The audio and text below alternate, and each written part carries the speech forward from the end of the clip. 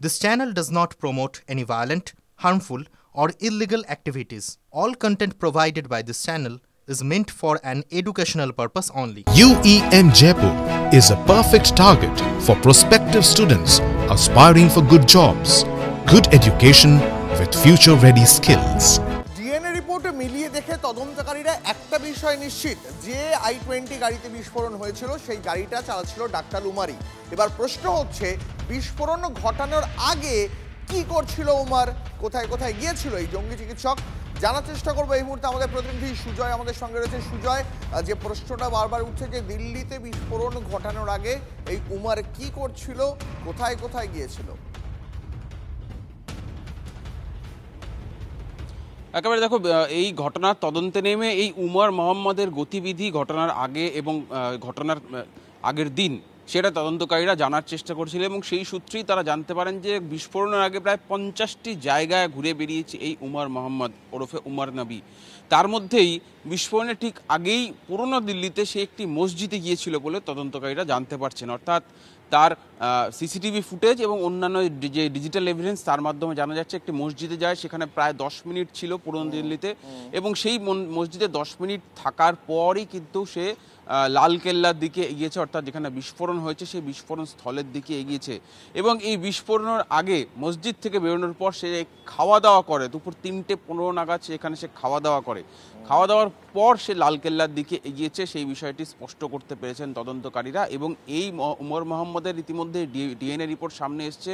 গাড়ির অ্যাক্সিলারেটর এবং যে স্টিয়ারিং হুইল সেখানে বিস্ফোরণের পরে তার পায়ের একটা টুকরো আটকে গিয়েছিল, সেটা তার পরিবারের সদস্যদের সঙ্গে তার মায়ের সঙ্গে ম্যাচ করেছে। ফলে তদন্তকারীরা নিশ্চিত হয়ে গিয়েছেন যে এই উমারই গোটা বিস্ফোরণটি ঘটিয়েছে।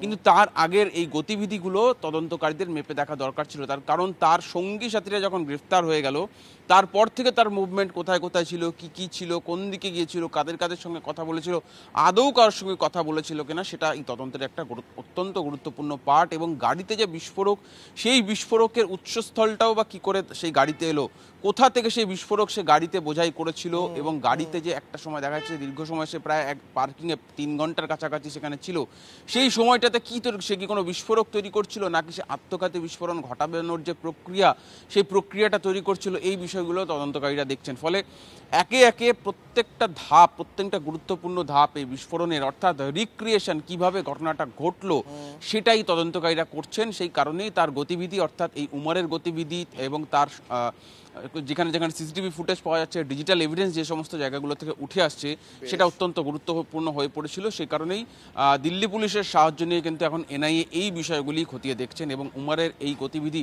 তদন্তে গুরুত্বপূর্ণ এবং সেই কারণে তদন্তের স্বার্থে মসজিদে যে গিয়েছিল সেখানকার কোনো সিসিটিভি ফুটেজ পাওয়া যায় কিনা, সেখানে কি কারোর সঙ্গে সে কথা বলেছিল কিনা, কিছু জানিয়েছিল কিনা, এই কোনো স্বীকারোক্তি তার মধ্যে ছিল কিনা, তার আচরণবিধি কেমন ছিল, তার শরীরী ভঙ্গি কেমন ছিল, তার মধ্যে কোনো চঞ্চলতা এই ধরনের কোনো বিষয় ছিল কিনা, অর্থাৎ তার বডি ল্যাঙ্গুয়েজটাও এই তদন্তে তারা জানার চেষ্টা করবে। একেবারেই তাই। সুজয়, অনেক ধন্যবাদ। ফরিদাবাদ থেকে হাজার হাজার কেজি বিস্ফোরক উদ্ধার, দিল্লিতে বিস্ফোরণ, গোটা দেশের নজর এখন দেশের উত্তরে। কিন্তু একটা প্রশ্নের উত্তর মিলছে না, প্ল্যানটা কি ছিল? তদন্তে 2-2-4 হচ্ছে আর সামনে আসছে চমকে দেওয়া তথ্য।